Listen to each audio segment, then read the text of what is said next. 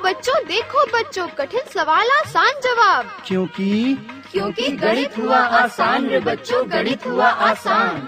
अंकों का है खेल निराला, जोड़ घटाओं ने क्या कर डाला। क्योंकि गणित हुआ आसान रे बच्चों, गणित हुआ आसान। शून्य का है खेल अजब, अंकों के संग करे गजब। कभी अंकों को शून्य बनाता या अंकों का मान बढ़ाता। क्योंकि गणित हुआ आसान रे बच्चों, गणित हुआ आसान।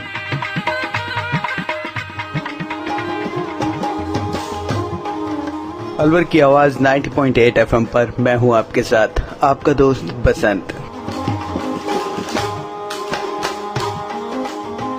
और गणित हुआ आसान के एक और अंक के साथ फिर से आपके साथ जुड़ गए हैं आप ही के अलवर की आवाज 90.8 FM पर। और आज गणित हुआ आसान के इस अंक में आज हमारे साथ स्टूडियो में मौजूद हैं IIT अलवर के असिस्टेंट प्रोफेसर सचिन वर्मा और साथ में है कुछ कम्युनिटी स्टूडेंट्स। और देखते हैं आज सचिन वर्मा हमें क्या बताने वाले हैं लाइन के बारे में। तो चलिए चलते हैं, जानते हैं गणित के एक इम्पोर्टेंट विषय लाइन के बारे में।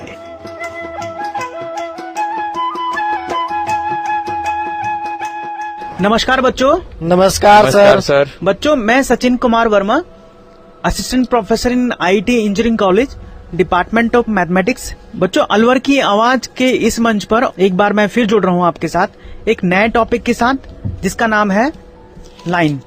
ठीक है जी सर। लाइन में आज हम डिस्कस करेंगे कि प्रवणता क्या होती है ना, और इसकी मैथमेटिकली एक्सप्लेनेशन कैसे दे सकते हैं किसी लाइन के बारे में हम। ठीक है, लेकिन उससे पहले आप लोग अपने अपने बारे में मुझे थोड़ा थोड़ा एक्सप्लेन करें। बताएं बच्चों, अपने बारे में मुझे एक्सप्लेन करें, बताएं, अपना इंट्रोडक्शन दें। सर, मेरा नाम नीरज उपाध्याय है। सर, मेरा नाम अमित है। मेरा नाम मोहम्मद सरफराज है।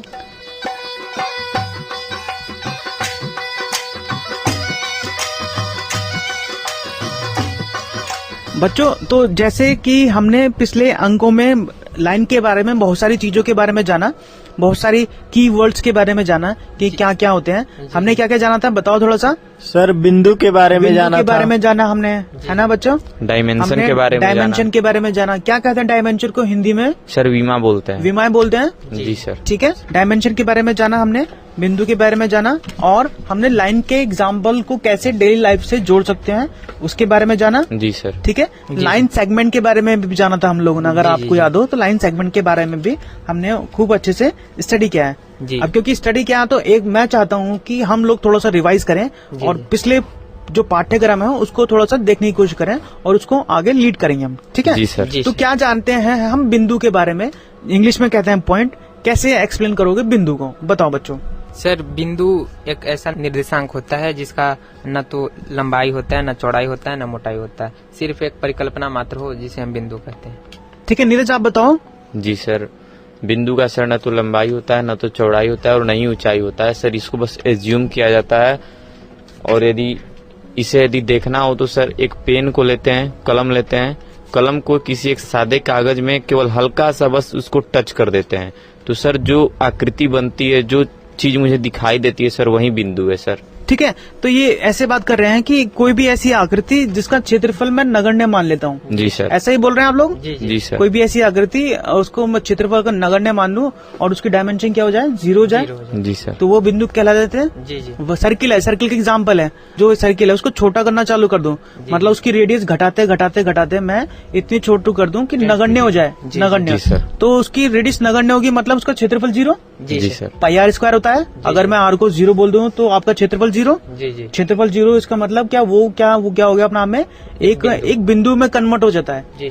तो कोई भी ऐसी आकृति जिसका क्षेत्रफल नगण्य मान ले जाए, 0 मान ले जाए, वो आकृति अपना में बिंदु में कन्वर्ट हो जाती है। जी जैसे, ठीक है, जैसे कोई डब्बे का एग्जाम्पल ले हम, कोई मतलब आपको दे रखा है, कोई आपको क्यूब दे दिया है और क्यूब का मैं वॉल्यूम घटाते घटाते इतना घटना कर रहा हूँ जिससे उसकी लंबाई, चौड़ाई और ऊंचाई जो है तीनों की तीनों जो है नगण्य हो जाए, मतलब 0 की तरह टेंड कर जाए। जी सर। ठीक है, तो वो जो आपका घन है जिसमें क्यूब बोल रहा हूँ, वो एक पॉइंट में कन्वर्ट हो जाएगा। जी जी।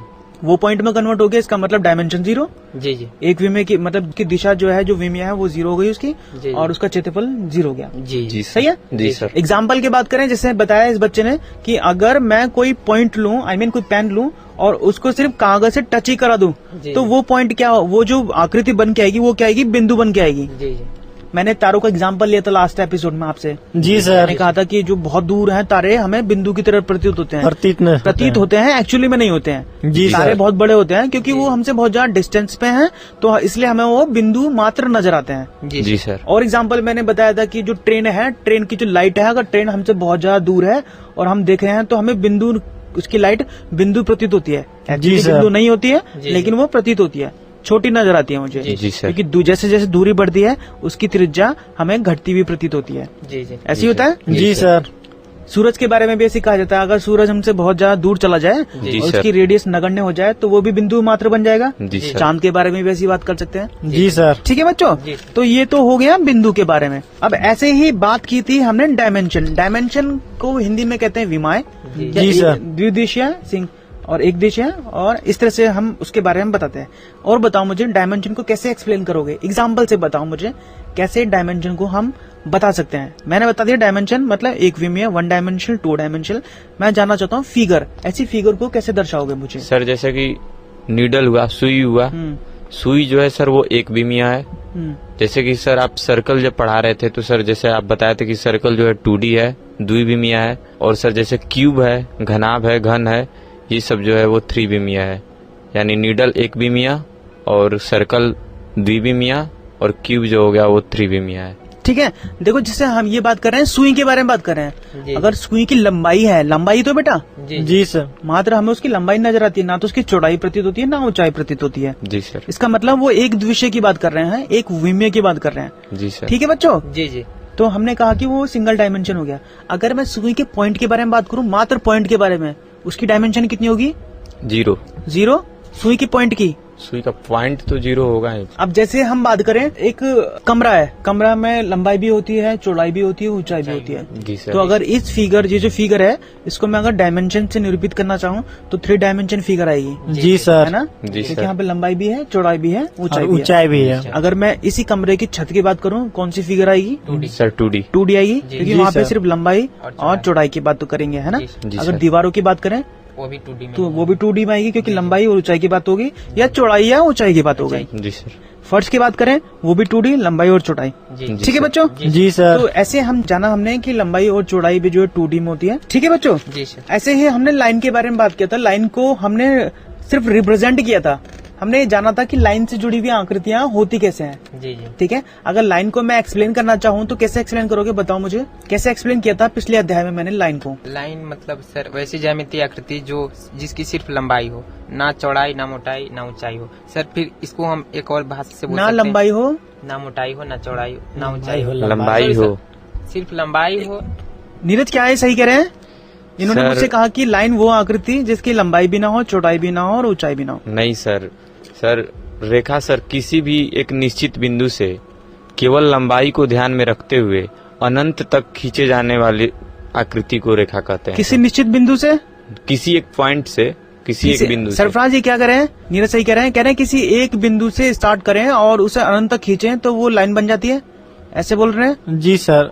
ऐसे ही होता है, अनंत दूरी तक खींची गई जो आकृति होती है उसी को लाइन किसी एक बोले निश्चित बिंदु से। सर बोल सकते हैं। सोचें, तेरा ध्यान से दें, जी सर। मैं बताता हूँ आपको। अगर मैं लाइन की बात करूँ, सबसे पहले बात करते हैं डायमेंशन की। जी डायमेंशन सर। उसकी 1 होती है, जी ठीक है? या तो आगे आगे मूव करेगी, पीछे मूव करेगी, मतलब जी। एक द्विशय की बात करेंगे। जी जब लाइन की बात कर रहे होते हैं, लाइन की बात में हम कभी भी एंड पॉइंट को इंक्लूड नहीं करते हैं। जी सर। कोई ऐसी आकृति जो 1 डायमेंशनल हो, एक विमीय हो, जी, और जी। उसके एंड पॉइंटों को हम इंक्लूड ना करें, वो जो आकृति या वो जो कर्व बन के आएगी वो क्या कहलाएगी? आपकी लाइन। लाइन। जी सर। अगर मैंने उसका एंड पॉइंट इंक्लूड कर दिया है तो वो बन जाता है आपका लाइन सेगमेंट। रेखाखंड। ठीक है, जैसे जी एक सर। बहुत बड़ी आपकी अनंत लंबाई की कोई छड़ दे रखी है आपको, जी। और उसको मैं टुकड़ा 1 मीटर पर काट दूं, जी जी जो टुकड़ा बन के आएगा उसका एंड पॉइंट मिल जाएंगे मुझे, जी सर। तो वो क्या होगा? आपका लाइन सेगमेंट। हिंदी में क्या कहते हैं उसे? लाइन सेगमेंट को रेखाखंड। रेखाखंड। सही बच्चों? जी सर। जैसे हमने बताया लाइन के क्या होता है, लाइन को अगर डिफाइन करना चाहूँ तो मैं 2 पॉइंटों में एक्सप्लेन करूंगा। एक 1 डायमेंशनल होगी, वो एक विमीय होगी, जी, और जी। दूसरा क्या, वो उसके एंड पॉइंट मुझे नहीं चाहिए, नहीं मिल पाएंगे। जी एग्जाम्पल बताता हूँ, रोड देखी होगी आपने। जी जी अगर रोड को मैं मान के चलूं कि वो सीधी है, जी वन सर। डायमेंशनल है। तो उसके साइड में जो पट्टी होती है देखा होगा, सफेद रंग की पट्टी खींची होती है, जी जी देखा होगा आपने। जी और सर। कई बार ऐसा होगा जो आपके लॉन्ग पाथ होते हैं, मतलब जयपुर से हाईवे जो होते हैं, हाईवे वो पट्टी जो है सीधी खींची होती है जी, और जी। वो आखिरी से लेकर पीछे से लेकर आगे तक आपको अनंत तक नजर आती है। जी जी वो अपने आप में लाइन का एग्जाम्पल हो सकती है, जी, क्योंकि सर। उसका एंड पॉइंट मुझे नजर नहीं आता है। जी, जी। अगर मैं बीच में खड़ा हूँ तो मैं पीछे देखूंगा तो भी बहुत दूर तक नजर आती है, और आगे देखूंगा तो भी बहुत दूर तक नजर आएगी। जी ठीक है बच्चों। जी तो सर। वो क्या आपका लाइन का एग्जाम्पल हो सकती है। जी सर। और अगर उसमें काट दूं मैं छोटा सा, उसका डिस्टेंस ले लूं थोड़ी सी, तो वो क्या बन जाता है आपका लाइन लाइन सेगमेंट, सेगमेंट। जिसे कहते हैं रेखाखंड।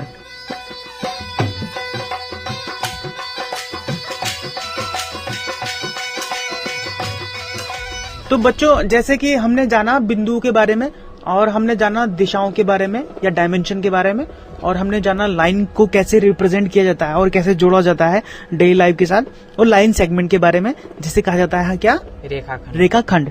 आज हम जानेंगे रेखा के मैथमेटिकल एक्सप्लेनेशन के बारे में, कैसे गणित में इसका यूज किया जाता है और कैसे राइट वे में इसको हम डिनोट कर सकते हैं। ठीक है बच्चों, जी सर। स्टार्ट करें। जी सर। तो अगर मैं बात करूं लाइन के बारे में, लाइन की इक्वेशन दी जाती है, जो जनरल इक्वेशन दी जाती है उसे कहते हैं y इज टू mx+c। जी जी सर। ठीक है। और जनरल भाषा में बात करूं, अगर वो कोई आपकी लाइन है किसी पॉइंट, वो 0 0 जो से कोऑर्डिनेट है 0 0 सेंटर पॉइंट से मूव करती है, तो लाइन की इक्वेशन बनती है y इज टू m.x। ठीक है। Plus C. और नहीं 0 पर सर अगर कोई लाइन आपकी ओरिजिन से मूव कर रही है, सेंटर पॉइंट हो गई 0 0, जी, लाइन की सर। इक्वेशन बनती है y इज टू m.x। जी सर। ठीक है। और अगर कोई लाइन आपके किसी कोऑर्डिनेट A और B से मूव करती है, जी जी है ना, कोई पॉइंट A है, जी उसके सर। कोऑर्डिनेट A और B है, तो लाइन की इक्वेशन क्या बनती है, y minus B is equal to m.x minus a। सही है बच्चों। जी जी चलो ये तो हो गया मैथ्स के, इसके बारे में मैथमेटिकली एक्सप्लेनेशन क्या होगी लाइन के बारे में, इक्वेशन जान लिया हमने। जी सही है बच्चों। जी सर। अब मुझे बताएं, मैं बार बार यहाँ पे y is equal to mx बोल रहा हूँ, y is equal to mx बोल रहा हूँ, जी, यहाँ पे m क्या चीज है, कैसे मैं m को डिफाइन करूंगा, इसका एक स्पेशल नाम होता है मैथ्स में, क्या कहते हैं m को, स्लोप सर। स्लोप कहते हैं। जी सर। सब लोग सहमत है इस बात से। जी सर। स्लोप तो इंग्लिश का वर्ड हो गया बेटा, अब हिंदी में बताएं, हिंदी में क्या कहते हैं स्लोप को। सर प्रवणता बोलते हैं सर। प्रवणता, और भी एक शब्द होता है, इन्होंने बताया, कोई कह रहा है स्लोप, कोई कह रहा है प्रवणता, एक सब लोग ढाल सही कह होता रहे है हैं। सर, ढाल। एक शब्द और होता है एग्जैक्टली, कर्व। क्या, ढाल। ढाल। ढाल कहा जाता है। जी सर। एम क्या होता है, ढाल होता है। ठीक है, मानते हैं। जी अब सर। मैं अगर इसको डिफाइन करना चाहूँ तो डिफाइन कैसे करेंगे, मैं बताता हूँ। चलिए, अगर कोई भी लाइन है वो अगर एक्स एक्सिस को काट रही है, ठीक है, तो एक्स एक्सिस को जितने एंगल पे वो काट रही है ना, जी। या दूसरी भाषा में बात करें तो एक्स एक्सिस से जो उसका झुकाव है, जी जी ठीक है, वो जो कोण होगा वो क्या कहेगी, आपकी ढाल बोलते हैं उसे, जी जी प्रवणता कहते हैं, एम भी कहते हैं, और इंग्लिश में बात करें तो टेंजेंट की बात भी करते हैं, टेन थीटा की बात करते हैं हम लोग। जी सर। बार बार बात करता हूँ, टेन थीटा। वो क्या होता है, एक्स, कोई भी लाइन एक्स एक्सिस से बनाया गया कोण जो होता है उसको ढाल कहते हैं, जी जी और डिनोट करेंगे थीटा से, तो ये आपका प्रवणता बनता है, एम हो गया। सही है बच्चों। जी सर। चलिए अब मुझे बताएं, एम को मैंने बोला कि ये प्रवणता होगी आपकी, ठीक है, और एम को इंग्लिश में नॉर्मली हम लोग कहते हैं टेन थीटा। जी टेन जी थीटा सर, जी ढाल की सर। बात कर रहे होते जी हैं। सर। सही है। चलिए, तो अब थीटा पे थोड़ी कंडीशन बताएं, थीटा को मैं कैसे मैं एक्सप्लेन कर सकता हूँ, ढाल होने के लिए थीटा की कंडीशन क्या है, कैसे मैं थीटा को डिफाइन करूंगा, उसकी रेंज बताएं थीटा की। सर थीटा की सर रेंज सर 0 से 360 के बीच होगा सर। 0 से 360 के बीच में होगा, जी सर। ठीक है, पक्का। जी सर। क्या थीटा को कभी 90 एंगल कन्वर्ट कर सकता हूँ मैं, जी सर 90 कर सकते हैं सर। थीटा को मैं 90 एंगल कन्वर्ट कर सकता हूँ। सर तब तो टेन थीटा इन्फिनिटी हो जाएगा। हाँ, तो इसका मतलब क्या हो गया, क्यों बेटा, क्यों मना कर रहे हो आप?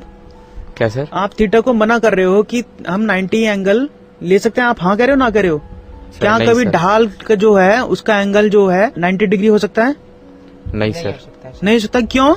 क्योंकि 90 डिग्री पे सर इन्फिनिटी हो जाता है। हाँ, 1090 की वैल्यू क्या होगी, इन्फिनिटी इन्फिनिटी सर। हो गई। जी इसका सर। मतलब हो गया कि जो थीटा है जिसे मैं ढाल कह रहा हूँ उसकी वैल्यू कभी भी 90 डिग्री हम कंसीडर नहीं करेंगे। जी सर। सही है। जी सर। इसके अलावा जितने भी एंगल हैं उस पे हम ट्राई कर सकते हैं, जी, जी। है ना, वो वैल्यू हो सकती है। थीटा की वैल्यू 0 से लेकर 90 के बीच की होगी, है ना, जी, जी। 90 से 180 के बीच हो सकती है, 180 से 270 270 के बीच होगी, और 270 से 360। 360 के बीच होगी। ठीक है बच्चों, जी तो सर। थीटा की जो लिमिट है हमने डिसाइड कर दी कि थीटा होगा क्या और प्रवणता कैसे होगी। जी सर। सही है। जी सर। चलिए, ये तो हो गया थीटा के बारे में। जिसे कहा जाता है कि थीटा किसी रेखा एल का झुकाव है और टेन थीटा को रेखा की एल की ढाल कहते हैं। सही है बच्चों? जहाँ सर। थीटा कभी 90 डिग्री नहीं हो सकता है और एम जो है वो टेन थीटा के बराबर होता है। जी सर। ठीक है बच्चों? जी सर। चलो हमने ये जान लिया कि स्लोप के बारे में, स्लोप होता क्या है। ठीक है, अब मैं आपसे ये जानना चाहता हूँ कि जो स्लोप है, अगर मुझे दो लाइनें दे दी जाए और उनके स्लोप मुझे पता हो, है ना? जी एक सर। लाइन है उसका स्लोप m1 है और दूसरी लाइन है उसका स्लोप क्या है, m2 है। जी सर। ठीक है बच्चों? तो मुझे उन दो लाइनों के बीच का अगर एंगल निकालना हो तो वो प्रवणताओं के रूप में मुझे एक फॉर्मूला होता है, उस फार्मूला के बारे में बताया मुझे। वो फार्मूला क्या हो सकता है? पढ़ा होगा बच्चों सब लोगों ने, आपने 10वीं कक्षा में। जी sir, m1 into m2 upon में m1 प्लस m2। क्या बताया आपने, बताओ? नीरज बता रहे हैं। m1 इंटू m2 अपॉन में mod m1 plus m2। m1 into m2 upon mod m1 plus m2। Mod m1 plus m2। कोई और करेक्ट करें, देखो बता सर रहे हैं। m2 minus m1 upon 1 plus m1 जी m2 सर। का मोड होता है सर। हाँ, यही exactly। टेन थीटा होता है जिसे हम स्लोप कहते हैं। जी हाँ सर। हाँ, तो ये कह रहे हैं कि अगर दो लाइनें हैं, एक लाइन क्या है y is equal to m1 dot x और दूसरी लाइन क्या है y is equal to m2 dot x। इसका मतलब प्रवणता क्या है, m1 और m2 है। और उन लाइनों के बीच का मुझे अगर एंगल निकालना हो, है ना, जी सर। इंटरसेक्टिंग एंगल बोलते हैं जिसे, अगर वो निकालना हो तो टेन थीटा के रूप में दिया जाएगा। जी और सर। उसको जो फार्मूला आएगा होगा क्या, m2 minus m1 upon m1 plus m2 का होल मोड। ठीक जी है? सर। मतलब मोड में जो क्या आएगी value, m2 minus m1 upon 1 plus m1 dot m2, जहाँ पे m1 plus m2 dot m1 की वैल्यू कितनी होगी, नॉट इज इक्वल टू 0। जी ऐसी सर। होता है भाई। टेन थीटा को अगर इन्फिनिटी बनाना हो तो नीचे वैल्यू 0 जानी चाहिए। जी सर। हमें एंगल चाहिए तो इसकी वैल्यू 0 नहीं होना चाहिए। जी जी सही है? 1 प्लस m1 डॉट m2 की वैल्यू कभी भी 0 नहीं होगी। उस केस में हमें टेन थीटा की वैल्यू हमेशा मिलेगी। सही है बच्चों? जी सर। चलिए, ये तो हो गया ना कि हमें फार्मूला पता लग गया। सही है? दो लाइनों के बारे में। अब मैं ये जानना चाहता हूँ आपसे कि अगर मुझे दो लाइनें दी हैं और दो लाइनों के बीच का एंगल आपको निकालना आ गया है। सही है बच्चों? जी सर। तो अगर मैं आपसे ये कहूँ कि मुझे ऐसी कंडीशन बताएं जहाँ क्या है, दो लाइनें आपकी एक दूसरे के परपेंडिकुलर हो, तो आप कैसे बताओगे, कैसे उसको रिलेट करोगे m1 और m2 से? सर परपेंडिकुलर लाइन होने के लिए sir m1 into m2 is equal to -1 होगा। यानी जो दो स्लोप दिया गया है वो दोनों का प्रोडक्ट हमारा अगर -1 मिल जाएगा तो वो दोनों लाइन आपस में परपेंडिकुलर होंगे। अच्छा, आप मुझसे ये कहने की कोशिश कर रहे हैं कि अगर दो लाइनें हैं और उनके स्लोप मुझे m1 और m2 दिए हों और मुझे ये अगर तय करना हो कि दोनों लाइनें एक दूसरे के परपेंडिकुलर है या नहीं है, अगर हाँ कहना है कि वो लाइनें एक दूसरे के परपेंडिकुलर है तो मुझे बस मात्र इतना दिखाना है कि m1 डॉट m2 को -1 के इजिकल टू दिखा देना है मुझे। जी सर। अगर m1 dot m2 is equal to -1 हो जाता है तो मैं कह देता हूँ कि वो लाइनें एक दूसरे की परपेंडिकुलर है, अदरवाइज वो लाइनें एक दूसरे की परपेंडिकुलर नहीं है। जी सर। ऐसे ही होता है? जी सर। ठीक है बच्चों? चलो, ये तो आपने मुझे बताया कि लाइनें परपेंडिकुलर हो गई आपकी। सही है? जी सर। अब मैं अगर आपसे ये जानना चाहूँ कि अगर दो लाइनें मुझे दिखानी हो पैरेलल, मतलब समांतर शो करना हो, दो लाइनें दी हैं, उनकी प्रवणता m1 और m2 दी हुई है आपको, और आपसे ये कहा जाता है कि ये शो करके बताएं मुझे कि क्या ये लाइनें एक दूसरे के पैरेलल हैं या नहीं है, तो उस केस में कैसे मुझे बता पाओगे आप, क्या कंडीशन हो सकती है उसकी? सर एक का स्लोप m1 है और दूसरे का स्लोप जब m2 है तो ये दोनों स्लोप आपस में बराबर होंगे, यानी कि m1 is equal to m2 होंगे। जी सर। जी सर। ठीक है? ये कह रहे हैं कि अगर m1 और m2 आपके बराबर हो तो लाइनें आपकी समांतर हो जाएं। जी सर। सही है? जी सर। सब लोग मानते हैं? जी सर। अच्छा, मुझे सोच के बताएं, अगर ये तो समांतर के बारे में बोल दिया, अगर मुझे ये दिखाना हो कि दोनों लाइनें कंसाइड कर रही हैं, कंसाइड मतलब एक दूसरे के संपाती हो, दोनों लाइन एक दूसरे के संपाती हो, तब मुझे क्या कंडीशन लगानी पड़ेगी? तो भी सर यही होगा sir, m1 equal to m2 होगा। नीरज कह रहे हैं कि तब भी m1 is equal to m2 होगा। सर आप बताओ बेटा अमित। सर यही होना चाहिए सर पैरेलल के लिए जो है सर, हाँ दोनों एक ही, वही तो दोनों एक ही होगा। ठीक है? जी जी तो इसका मतलब ये हो गया, जब जब मुझे ये दिखाना पड़े कि दोनों लाइनें संपाती हैं, जी दोनों रेखाएं संपाती हैं, या ये दिखाना पड़े कि दोनों लाइनें एक दूसरे के समांतर हैं, जी। तो मुझे m1 और m2 को बराबर दिखाना पड़ेगा, अर्थात मुझे दोनों की प्रवणता को बराबर दिखाना बराबर पड़ेगा। करना पड़ेगा। सही है बच्चों? जी सर। तो बच्चों हमने ये जान लिया कि दो लाइनों के बीच का एंगल कितना होता है, कैसे दो लाइनें एक दूसरे के लंबवत हो सकती हैं, जी जी जिसे कहते हैं इंग्लिश में परपेंडिकुलर और हिंदी में कहते हैं लंबवत। दो लाइनें कैसे एक दूसरे के पैरेलल हो सकती हैं या संपाती हो सकती हैं। ठीक है बेटा? जी सर।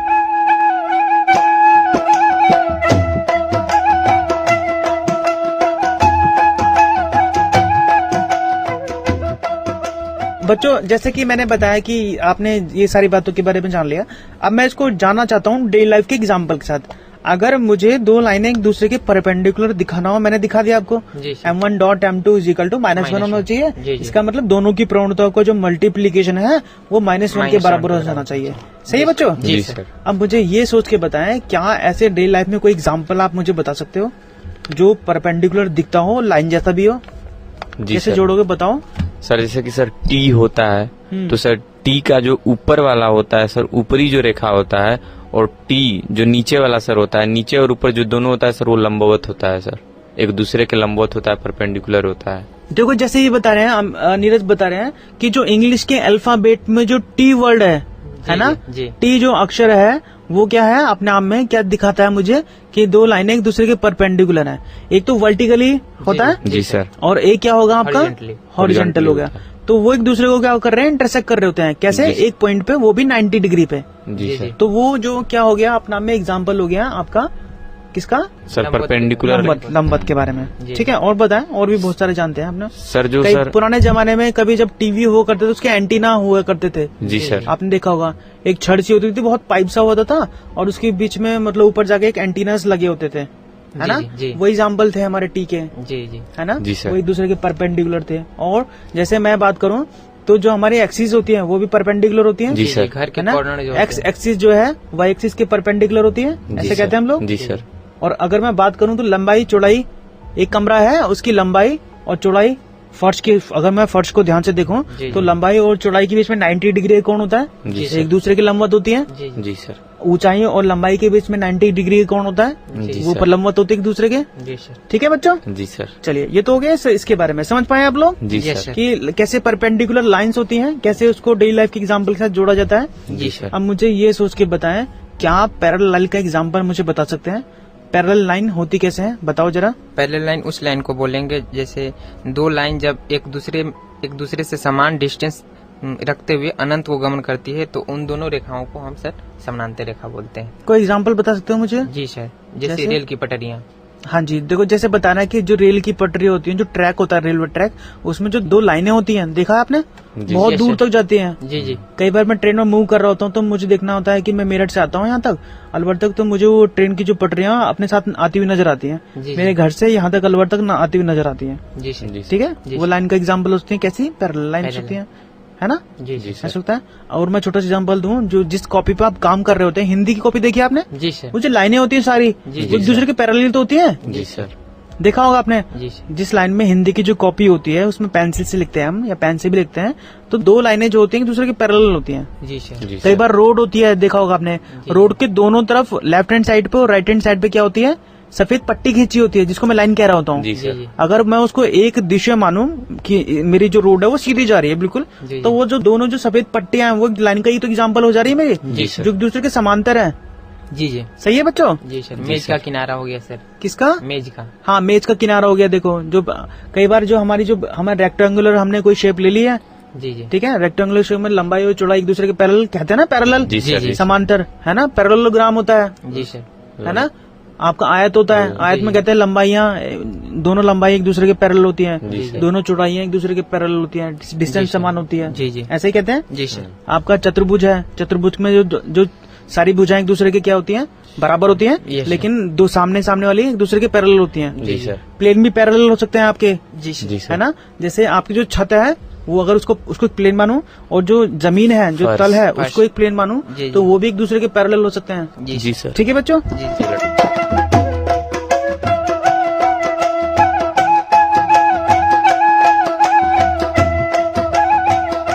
तो बच्चों आज हमने जाना लाइन के बारे में, पिछले अध्याय में हमने जाना था बिंदुओं के बारे में, जी सर। हमने डायमेंशन के बारे में जाना, जी जी। हमने लाइन सेगमेंट के बारे में जाना और लाइन के बारे में जाना। आज हमने देखा कि मैथमेटिकली हम गणितीय रूप में कैसे लाइन को एक्सप्लेन कर सकता हूँ जी सर। और कैसे क्या होती है प्रवणता, क्या होते हैं टेन थीटा, है ना? और जी, कहाँ हम थीटा को अप्लाई कर सकते हैं और किस कंडीशन में थीटा को अप्लाई नहीं कर सकते हैं, जिसकी वैल्यू होती है theta is equal to 90 degree. जी। 90 डिग्री के लिए थीटा जो हमारी प्रवणता है वो अप्लाई नहीं होती है, जी। कंसीडर या मान्य नहीं होती नहीं है। होती। ठीक है, जी। डेली लाइफ के एग्जाम्पल के साथ जोड़ा, कैसे होती है परपेंडिकुलर लाइन, कैसी होती है आपकी पैरेलल लाइन। परपेंडिकुलर मतलब जो लाइनें एक दूसरे के 90 डिग्री पे हो, अर्थात लंबवत हो, लंबवत। और वो लाइनें जो एक दूसरे के पैरेलल हो उन्हें कहा जाए समांतर लाइनें। जी। ठीक है बच्चों, जी। तो ये सारी चीजें जानी हमने, और आगे आने वाले अंक में हम और बहुत सारी चीजों के बारे में जानेंगे। इन एग्जाम्पलों के साथ, कुछ नए एग्जाम्पल के साथ आप लोगों के साथ जुड़ेंगे। तब तक के लिए नमस्कार। नमस्कार सर।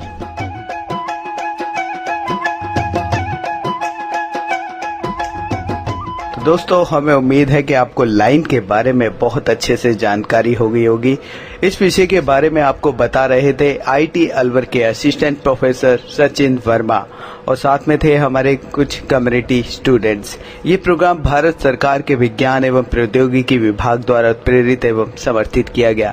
आपको ये प्रोग्राम कैसा लगा? आप अपने फीडबैक, प्रतिक्रिया हमें दे सकते हैं। अपने फीडबैक देने के लिए हमारा पता है कम्युनिटी रेडियो अलवर की आवाज 90.8 megahertz, IT group of institutions, north extension, MIA Alwar, Rajasthan. हमारे फोन नंबर है 9587908908 और दूसरा नंबर है 0144512190। आप हमें मेल भी कर सकते हैं। हमारी ईमेल आईडी है radioalwar@gmail.com। और साथ ही इस प्रोग्राम को आप ऑनलाइन यानी कि इंटरनेट पर भी सुन सकते हैं। इंटरनेट पे सुनने के लिए आपको लॉगिन करना है www.i-radiolive.com पर, और साथ ही मैथमेटिक्स यानी गणित हुआ आसान के एपिसोड आप ऑनलाइन यानी कि इंटरनेट के माध्यम से एक दुनिया अनेक आवाज के वेबसाइट पर भी सुन सकते हैं। वेबसाइट है www.edaa.in।